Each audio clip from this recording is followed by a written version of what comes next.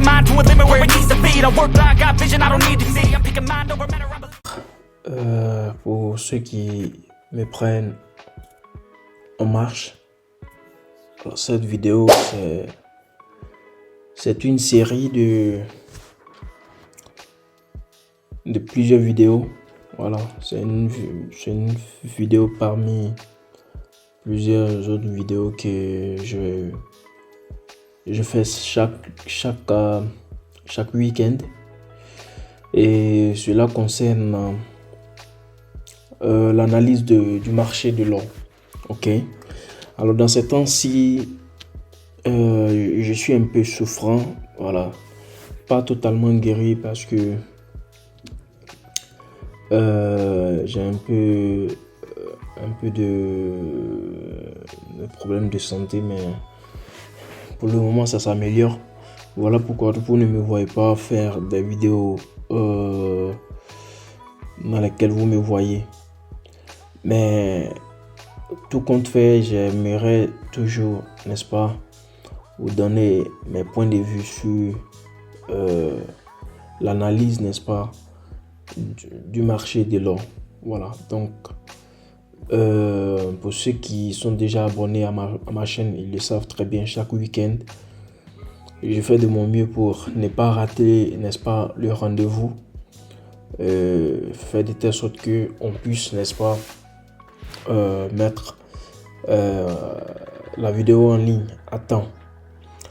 Alors, pour ne pas trop durer, ok, avec cette vidéo, nous allons chercher très rapidement à faire notre rappel, comme nous avons l'habitude de le faire.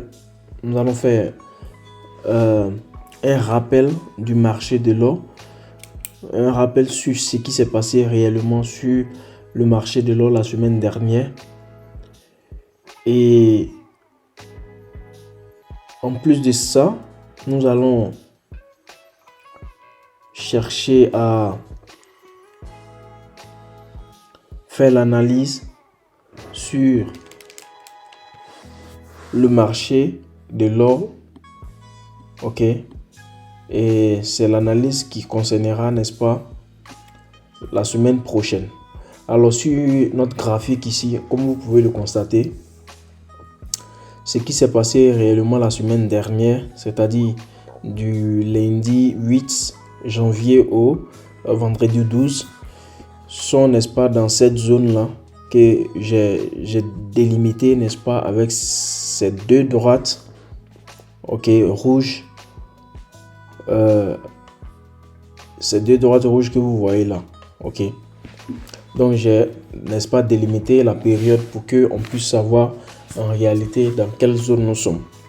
Alors, pour votre information, je suis sur le graphique de 4 heures, comme vous pouvez le constater ici, ok. Donc la semaine dernière, vous avez vu, n'est-ce pas, les flèches en blanc. Ces flèches là, n'est-ce pas, constituent les hypothèses que nous avons données concernant la direction que pouvait prendre le marché.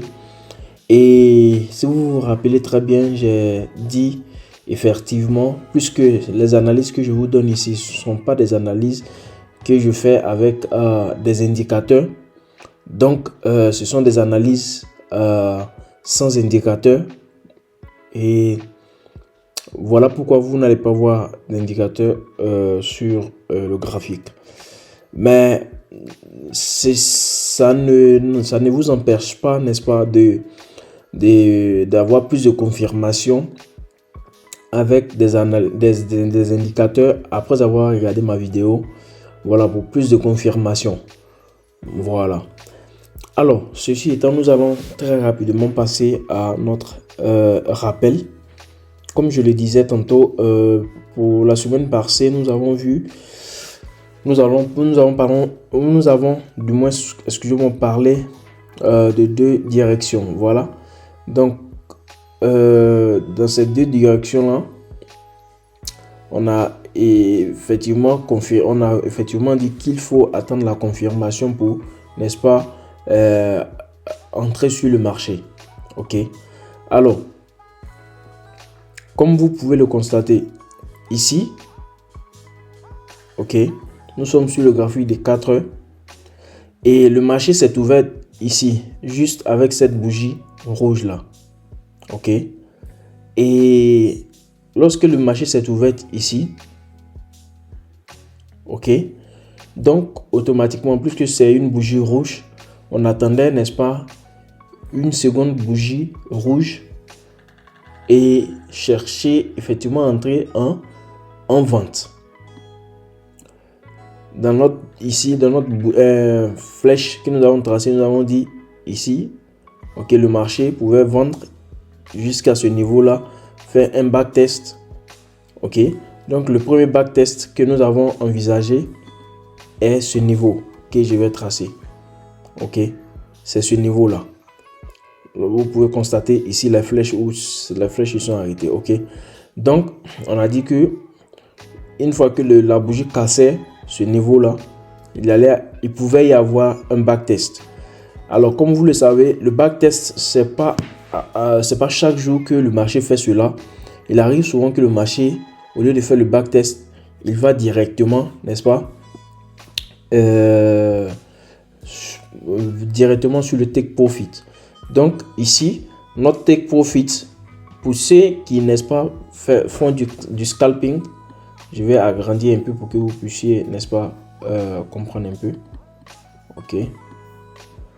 Donc, puisque ici, on attendait la confirmation, ok, et vous savez très bien qu'on ne rentre pas sur 4 heures, donc il faut aller sur les petites time frame. Voilà, le graphique de 5 minutes, 15 minutes pour avoir plus de confirmation.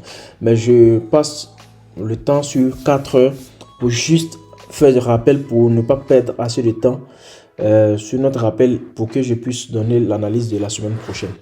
Ok, donc je disais tantôt que ici, où notre flèche a fait le backtest, c'est-à-dire cette zone-là, est, n'est-ce pas, la zone que le prix devait casser avant de faire l'achat.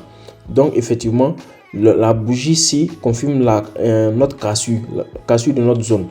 Et lorsque vous voyez les flèches que j'avais tracées pour la semaine passée, ici notre rectangle, ici en rouge, ici que j'ai tracé là, c'était une zone aussi forte, ok, dans le passé. Donc pour cela, notre take profit, c'est-à-dire le premier take profit en faisant notre vente sera, n'est-ce pas, notre TP1 sera à ce niveau-là. Donc que je vais écrire ici. Donc ça, c'était la zone du premier take profit, c'est-à-dire ceux qui entrent à partir d'ici pouvaient sortir ici. Ok, je vais calculer de cette zone-là à ça, de ça à ça. Donc c'était déjà à partir d'ici, voilà, 2 barres. À partir d'ici, on était déjà là. Donc environ 900, je crois bien. Environ 900, je sais pas, je crois bien 900 pips. Voilà. 980, je crois bien. Donc, vous voyez un peu le niveau le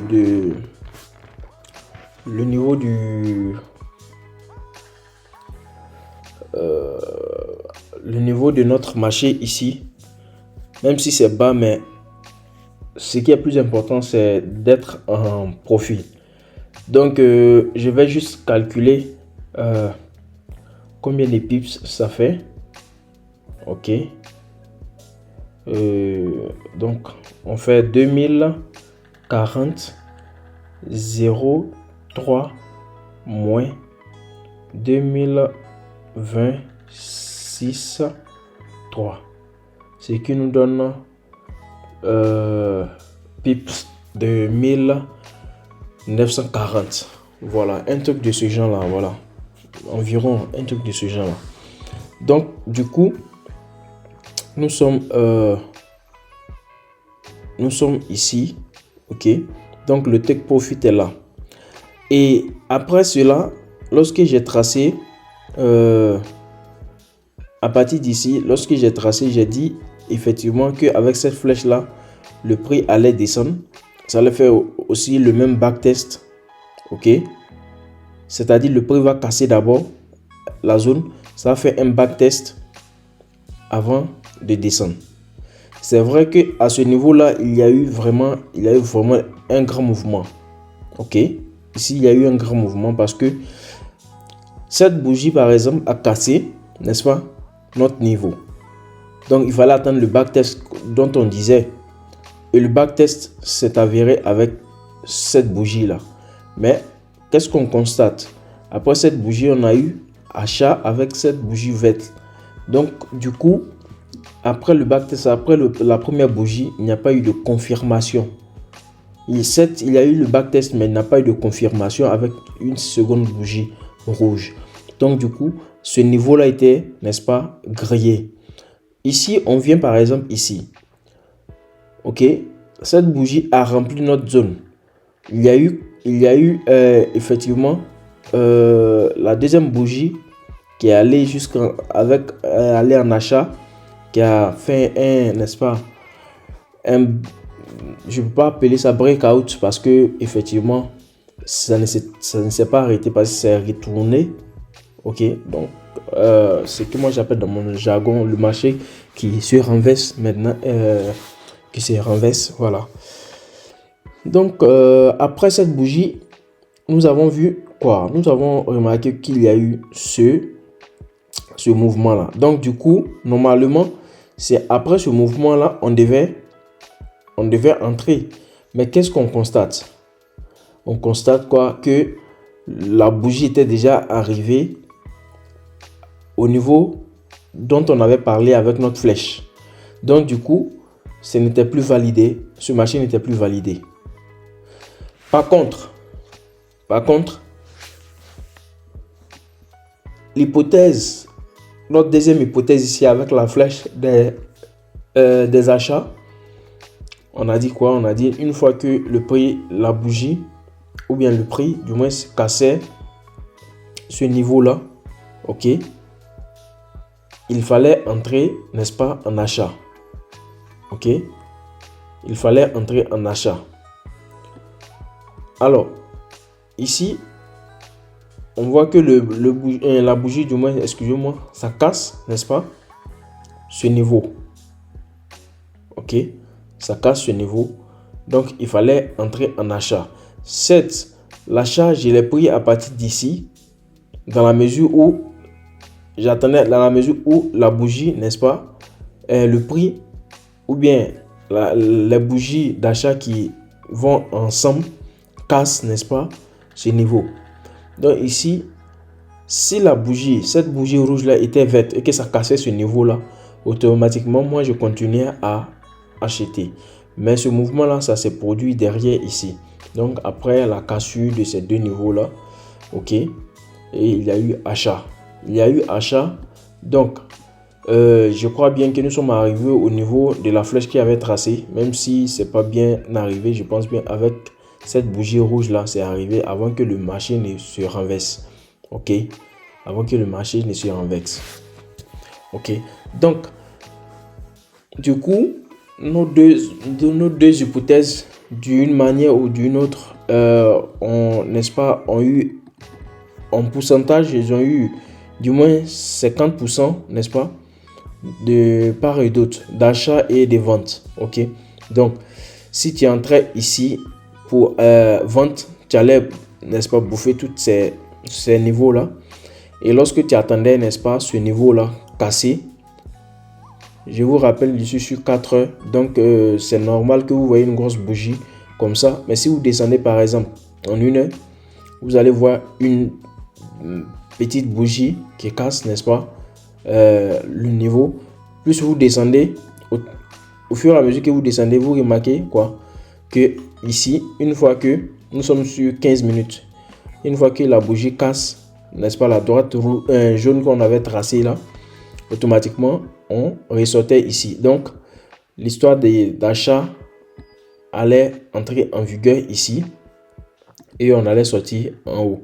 Donc du coup de là, prenons notre zone bleue qu'on a tracée pour éviter plus de KO. Donc, vous voyez combien de pips on a fait. Ok. Vous voyez combien de pips on a fait ici. Donc, tout dépend de votre lot size que vous allez mettre. Ok. Tout dépend de votre lot size que vous allez mettre pour arriver à ce niveau-là. Ok. Donc, pour ceux qui sont les vrais snipers entrent à partir de 5 minutes, 15 minutes. Bon, imaginez un peu que quelqu'un qui en 15 minutes entre, en 5 minutes du moins, qui met un lot size de, je sais pas, 1 avec un compte de 500 E. Donc, il met ici juste comme il fait une vraie, comme on appelle, entrée sniper ici. Donc, imaginez de là à là combien il va gagner, n'est-ce pas, en gain. Bon, bref, ça c'était juste une parenthèse sur, n'est-ce pas, ce qui s'est passé la semaine dernière. Alors, maintenant, nous allons passer à notre analyse pour la semaine prochaine. Alors, comme le schéma nous le présente ici, c'est évident que nous ayons, n'est-ce pas, pour la semaine prochaine, nous ayons ce qu'on appelle achat. Ok. Achat, genre dans l'ensemble au fait. Dans l'ensemble, l'achat. Ok. Alors, vous le savez, le marché de l'or ne va pas, c'est pas une droite, c'est pas une droite très droite, comme, excusez-moi de la redondance, mais pour vous faire comprendre que c'est pas un truc qui est droit. Donc, il y a des bas et des hauts, il y a des mouvements au fait. Donc, du coup, vous allez avoir un truc de ce genre pour la semaine prochaine. Ok, vous pouvez avoir ça. Vous pouvez avoir ça. Et ça fait un backtest ici. Ça va casser ce niveau-là. Ça va refaire un backtest. Ok. Et ça va casser pour arriver à notre zone jaune. L'objectif, si jamais il y a achat pour la semaine prochaine, l'objectif c'est que le prix atteigne 2077 35 8. Ok, c'est-à-dire cette droite jaune là, ça c'est l'objectif. Donc comme je vous l'ai dit, c'est pas forcément que le prix arrive à ce niveau là. Il arrive parfois que ça peut se bloquer là, faire un mouvement du bas avant de continuer et respecter, n'est-ce pas, ce niveau dans le futur. Alors, combien de temps ça va prendre pour arriver à ce niveau? Ça dépend. Ça dépend des impacts, des informations qui viennent sur le marché. Ok, ces impacts, comme vous le savez, peuvent donner des bougies comme ça, volumineux. Donc, ce que nous on appelle, n'est-ce pas, la volatilité.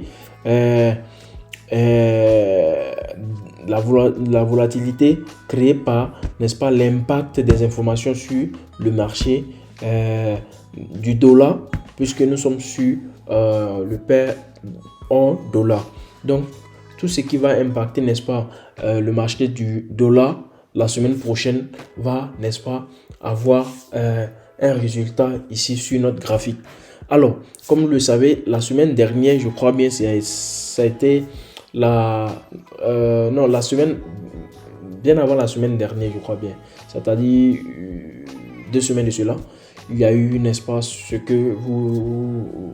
qu'on appelle le non-farm payroll, NFP. Et vous le savez très bien que ces genre d'informations, que ce soit NFP ou la CPI ou encore le PMI, sont des informations, n'est-ce pas, qui impactent beaucoup le marché de la monnaie américaine, le dollar. Et lorsque cette monnaie, n'est-ce pas, est en concurrence avec l'or, c'est bien normal que l'impact, n'est-ce pas, peut favoriser, n'est-ce pas, aussi la valeur de l'or. Donc tout dépend, n'est-ce pas, de comment est-ce que le résultat de l'information sera. Ok, si l'information est positive, c'est-à-dire ça est en faveur du moins de la monnaie du dollar, c'est clair que sur notre graphique ici, nous allons avoir une grosse bougie rouge, tout simplement parce que vous pouvez remarquer ici, nous avons l'or et dollar et pas l'inverse, pas dollar or. Donc, c'est l'or qui vient en premier et dollar en deuxième. Donc, c'est-à-dire, c'est la valeur de l'or sur le dollar. Donc, si jamais l'information concernant la monnaie américaine est favorable, est une bonne nouvelle pour l'économie, surtout pour la monnaie américaine, dans ce cas-là, nous allons voir, n'est-ce pas, la valeur de l'or baisser. Et cela aussi, c'est le contraire dans le cas où l'information est mauvaise. Ok, si l'information est mauvaise, alors il y aura, n'est-ce pas, impact sur la monnaie américaine.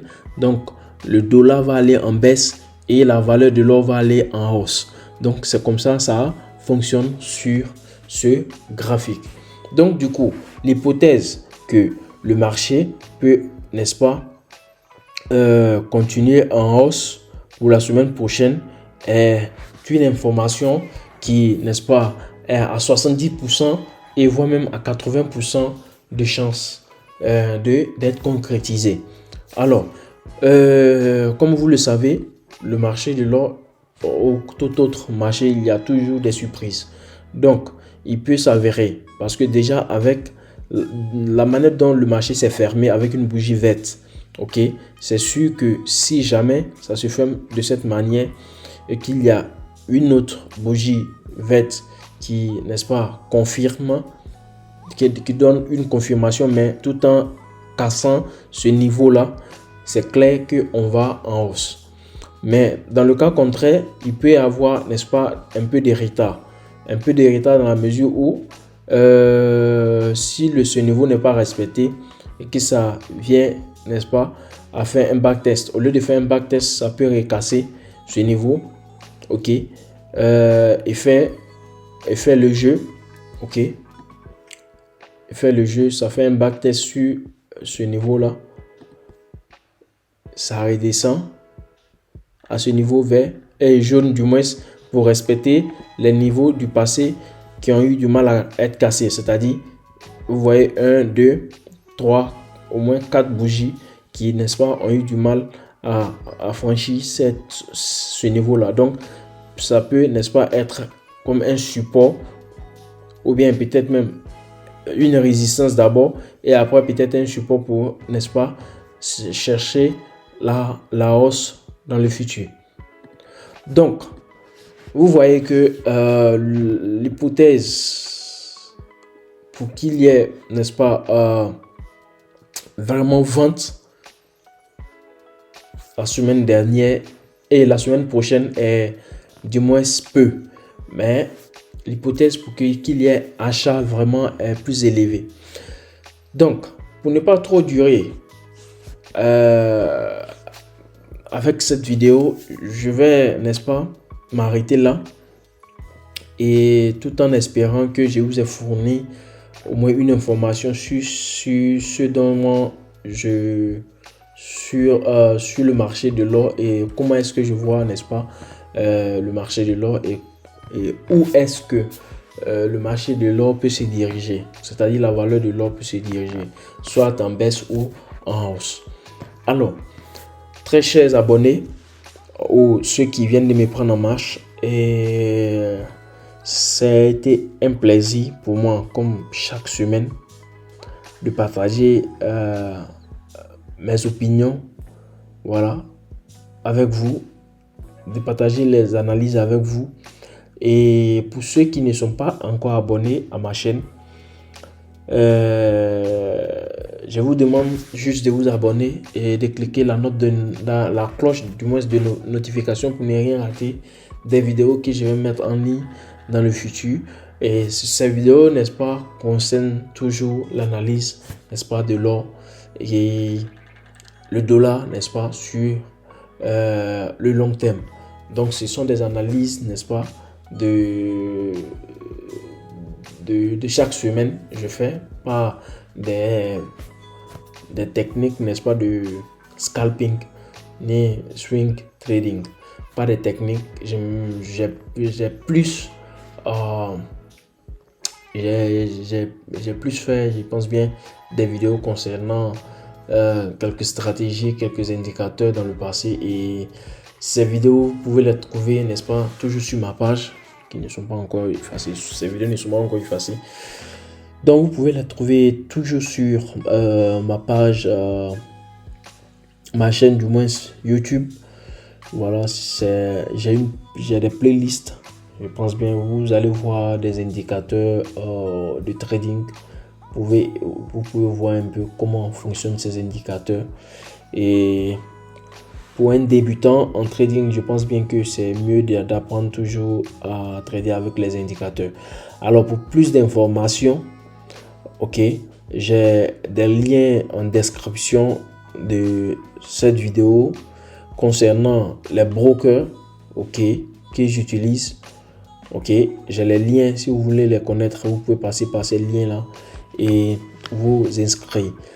Alors, pour le moment, le broker qui, n'est-ce pas, avec qui je suis est Black Bull. Et c'est un broker que j'ai commencé à utiliser et avec qui je me sens parfaitement bien.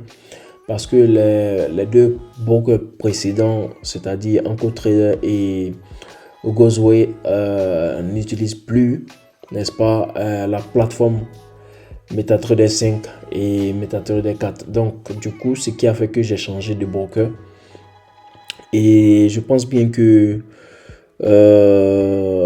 avec Black Bull, je me trouve pour le moment très bien. J'utilise toujours la plateforme MetaTrader 5 et c'est déjà une bonne chose. Voilà.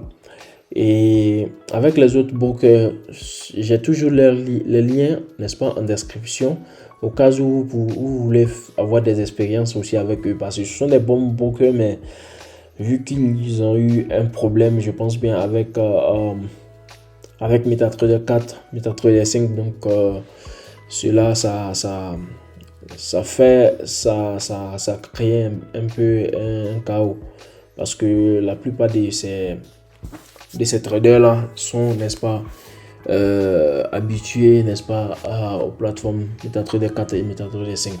Pour le moment, ces brokers, c'est-à-dire EncoTrader et Gozway, que ce soit Sway aussi, ce sont des brokers qui aujourd'hui ont leur, je peux dire, leur propre plateforme qui pour le moment est en voie de développement, qui voilà, envoie des tests. Voilà, ils sont en train de tester. Bon, pour le moment, il y a des hicks. Voilà. Ils n'ont pas encore atteint le niveau vraiment que un bon trader veut pour qu'ils soient à l'aise avec ses trades. Voilà pourquoi je me suis basculé. J'ai basculé du moins au niveau de Black Bull. Donc, c'est déjà une bonne chose.